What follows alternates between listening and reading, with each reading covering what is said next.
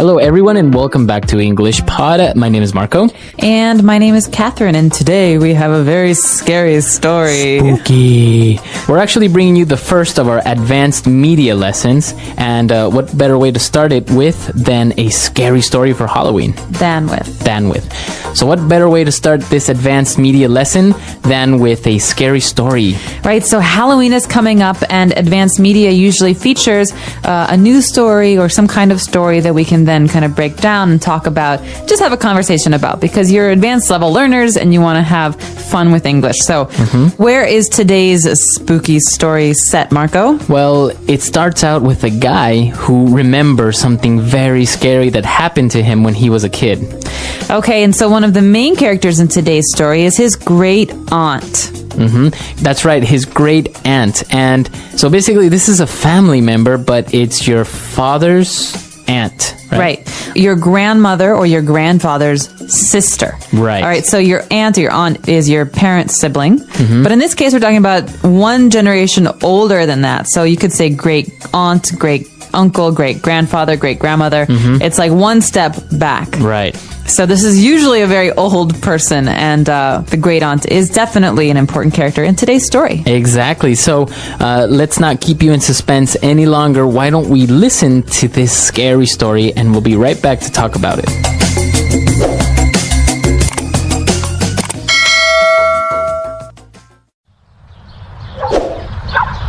Oh no, the lights went out. Honey, can you light a candle? Sure. What do we do now? Well, we can just talk, you know, like we used to. I know. I'll tell you a scary story. It happened to me and my dad when I was a teenager. I was living with my father at the time when he received a phone call. Hello. Yes, this is him. I see. Sorry to hear that. Okay, no problem. I'll be there shortly.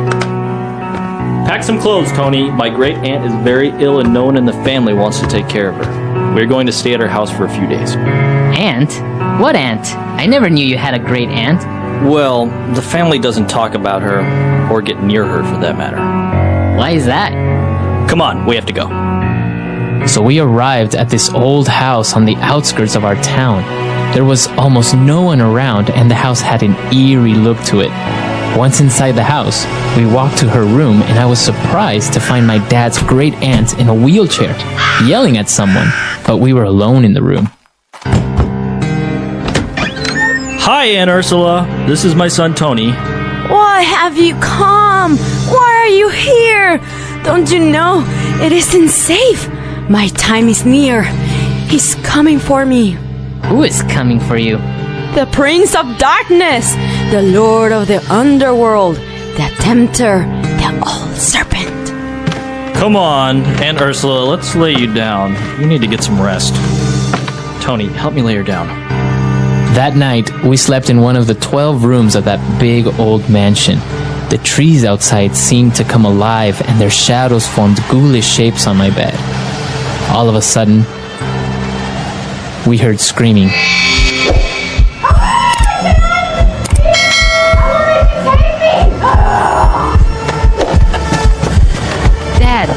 Dad! Something is attacking Aunt Ursula! Go back to the underworld, you demon! I shall be judged before you can take me! The door is jammed. Stand back! Aunt Ursula, where are you? Over here! And as we approached her, she was lying on the floor with her hands and feet open like the Vitruvian Man, breathing heavily with bloody marks and scratches on her arms, legs, and face. Remember how I mentioned that she was in a wheelchair? My aunt had been paralyzed from the neck down for just over a year. After this incident, strange things would happen in the house, and my aunt would yell and scream, according to her, warding off the evil that had come to get her. As the days passed, she became very weak and eventually was unable to talk. My dad had to work during the day, so I was left to care for her. When she lost her voice and laid on her deathbed, I would hear her breathe in and out.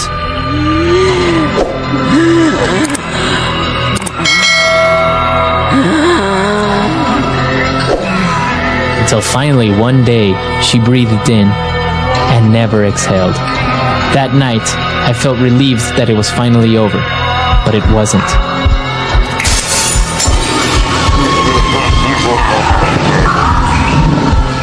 I was so terrified of what I was hearing that I didn't sleep all night. The following morning, I went to the bathroom, expecting to find a mess and everything torn up, but I found everything exactly as it was before. The movers came that same day, and as we were cleaning out her drawers and personal items, we found strange notebooks with names and amounts of money written next to them. We found pictures with people's faces sewn with black or red string. And you want to know what the strangest thing was? There was a small doll filled with dead ants, with a strand of hair tied around its waist. And on the doll's face, there was a picture of me with the numbers 31, 10, 09. You know what date it is today? October 31st, 2009.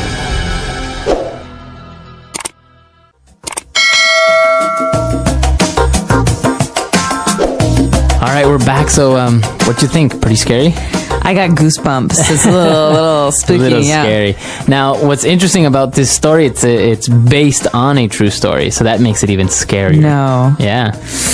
Dare I ask? Did this happen to you? No, I'm not old enough, but this actually happened to a family member of mine, and that's why I know this story. So it was kind of told to me when I was a bit younger, and I remembered it. And well, Halloween is a great time to remember these things. And the first time you heard it, it scared the crap out of you, right? Oh yeah, for sure. Actually, the first time I heard it, we were on an airplane, like on October 31st. Oh, wow. So it was pretty scary.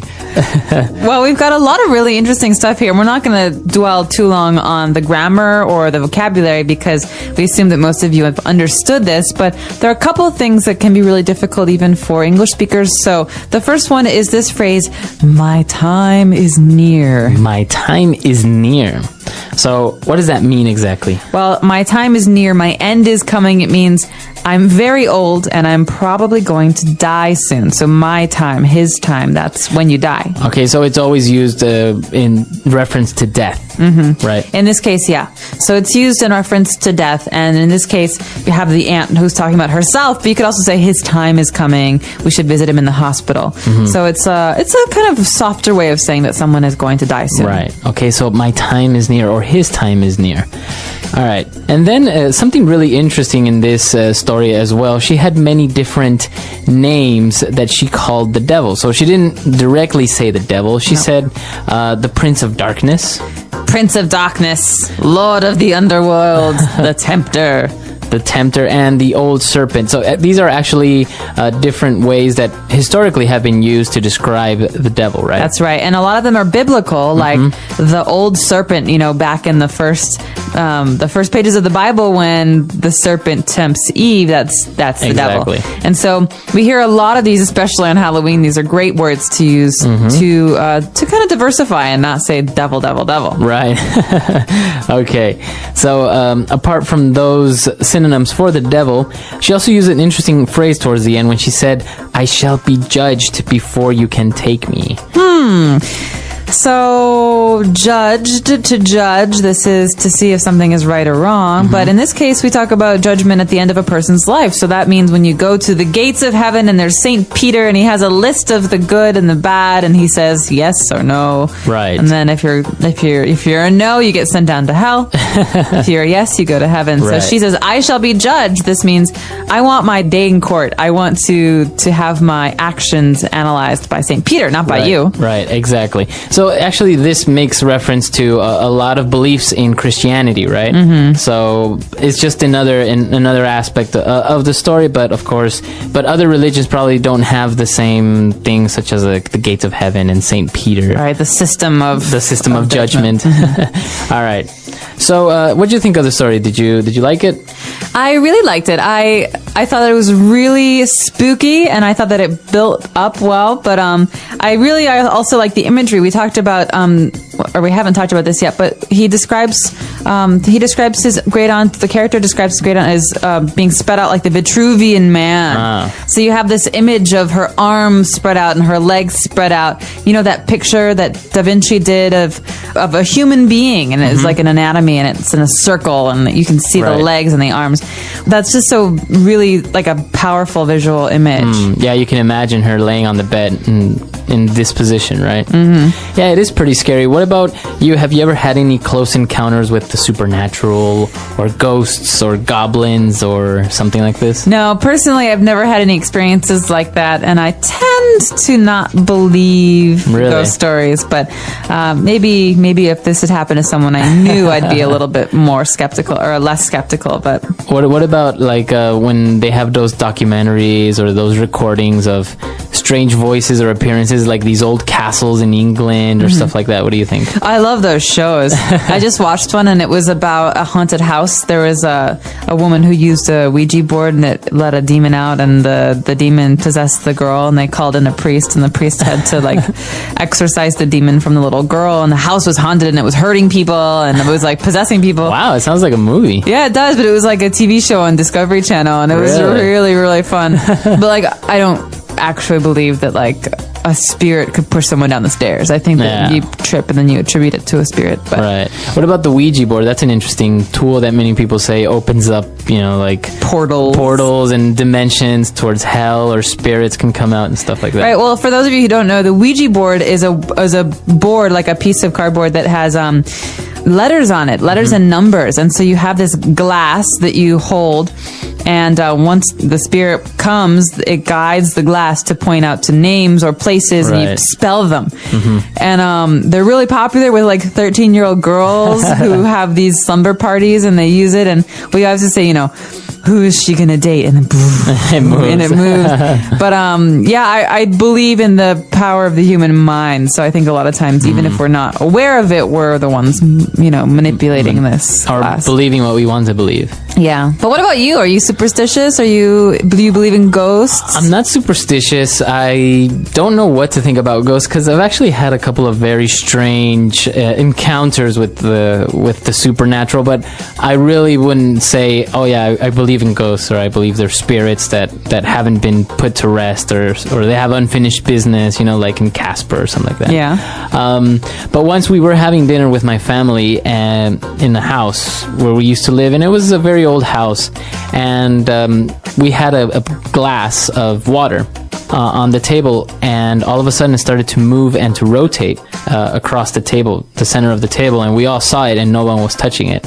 So we all were pretty confused and nervous, and then just kind of burst out in nervous laughter, and we didn't really know what to make of it. But it was very strange because it moved a good amount. It was like half of the table, and it was spinning at the same time, so it was very strange. Weird. So things like this, and in general, Hispanic or Latin American culture they're very superstitious. They have a lot of beliefs in like magic, or some people still are reluctant to give out a picture, for example, because of something like this in the story. They say you shouldn't give out pictures to boyfriends or girlfriends or anyone, because if you break up or something is to happen, then they could do something with that picture and maybe hurt you. Really? So this idea that you have a likeness, like a picture or a doll or something, can you talk about that? Because I don't really know anything about it. Having that means that you're able to like do something to that very person? Yeah, like not necessarily like a voodoo doll, right? Where you see that you can put pins in it and then it would hurt someone. But people believe that pictures, for example, they capture your image, and so if somebody has it and wants to do harm or black magic, then they can use that as an instrument to get into you. Okay. The same as pieces of clothing, or the same as hair, and things like this. So that's why there are the shamans, or the Indian witch doctors who do cleansing like this, and people still actually go to them. People in the city still believe in these things, and they'll go to a shaman and get themselves cleansed because they believe that their luck, they have really bad luck, or they've been very, very sick for a long time and doctors can't figure out what it is. They think it's because someone has cast a spell on them or is doing some black magic to them, and they need to get it cleansed. Oh, wow. So yeah, it's really, really common. but it's all part of the folklore and the heritage of the countries, and Right. it's actually very, very interesting, and some things are just really out there, really weird. Yeah.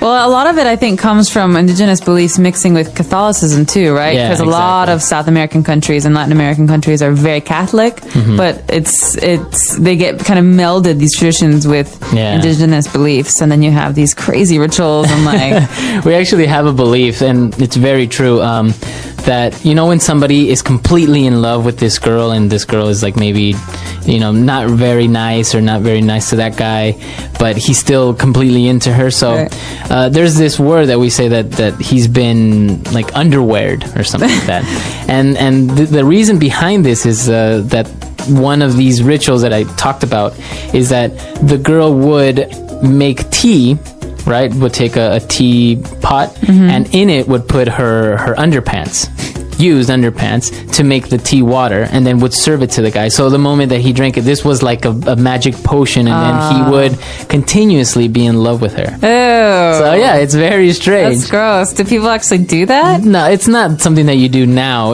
But it's something that people knew about, that used to be done way, way before. Okay, so people now, it's part of the language where you say Yeah, it's that someone has been like Underweared or something like she that. cast a spell on Yeah. him, maybe what we would say.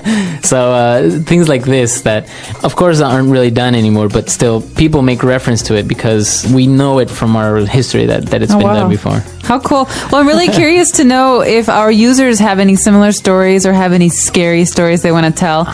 I bet they do. I'm sure they do. And this advanced media lesson is a great place for you to do that, because we expect that a lot of advanced level learners are going to be listening to it, and practicing your writing is really important. So we hope that you'll put some comments on this lesson, and of course ask us as many questions as you want. All right, so we'll see you guys there, and have a happy Halloween. Happy Halloween. Bye.